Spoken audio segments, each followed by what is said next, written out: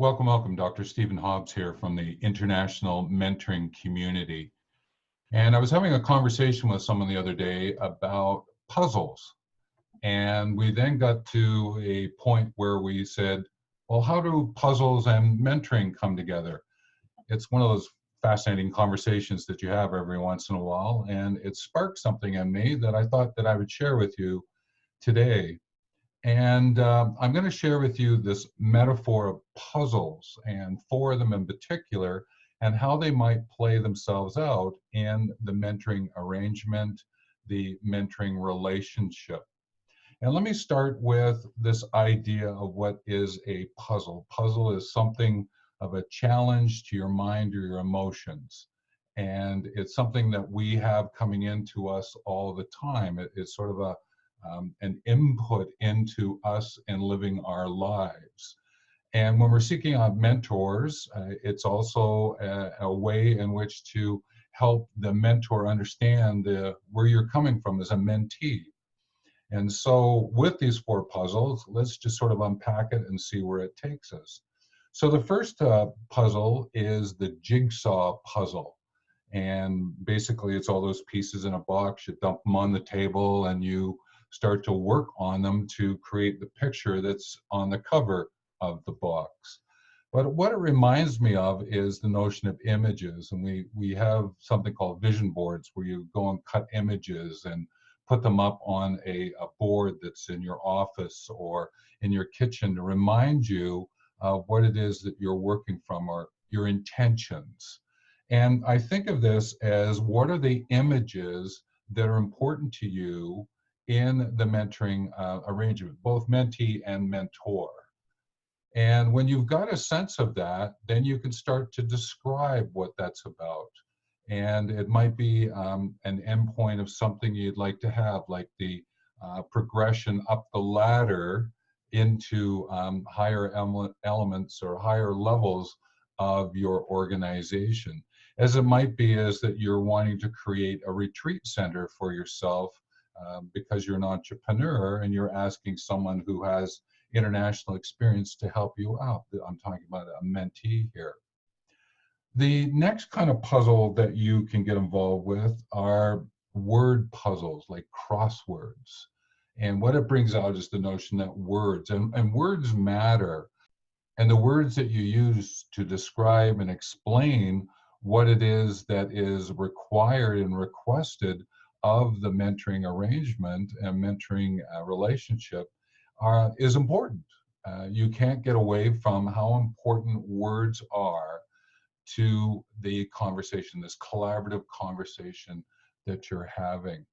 And one of the things about crossword puzzles is that it gets you to think through different kinds of wordplay and or reminders of things that you've learned, sometimes trivia. Again, all of that is of use from a metaphoric point of view in terms of your collaborative conversations. And number puzzles is the next one I want to look at with you, Sudoku. And I find them quite fascinating to figure out how to get the 9 in the boxes, 9 in the lines, 9 across the lines to actually work and puzzle out what that looks like. And the numbers part is another element of what it is that you've got to look at. Now, numbers could be from your assets that you have, and what you're doing is maybe asking someone about how to invest your money in creating assets for yourself. And or you're running your business and the numbers game isn't always your strongest suit, and you're looking for someone who could mentor you on the numbers game. So that's the third one. The fourth one I would offer to you is this notion of labyrinths. It's when you enter in and you're following along the labyrinth, you're taking a walk. It's a very meditative kind of puzzle because you don't quite know what's going to come up when you sort of turn a corner or you sort of backtrack in the path that sort of was right beside the path you were on. You're puzzling your way through and thinking things through. And that has a lot of great impact in the sense of what's the movement that you want out of the mentoring arrangement. And when you understand that movement, you can connect it to profitability. And there's this idea that if you really leverage these kind of puzzles that are in your life, and just remember them in this way, is how to use the images, how to use words, how to use numbers, how to use movement and profitability. And when you get that understanding and you can puzzle your way through your mentoring arrangements and your mentoring relationship, then you strengthen, you improve, focus, and strengthen that connection that you have between mentor and mentee. So I'm saying it that way because the mentor has to look at it this way, the mentee has to look at it this way, so that you create something that's more than what you could do individually. So I'm hoping that that gives you a bit of insight into a conversation I had. It went for a couple of hours, and that was sort of the summary I wanted to give to you today as we look at puzzling out all things mentoring.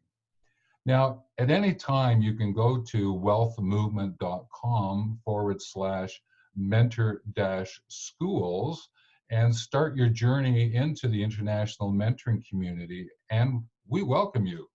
We encourage you to get involved. There are many ways to do so, from a certification perspective to actually joining in the mentoring news, which is a monthly update about what's happening in the community and all things mentoring.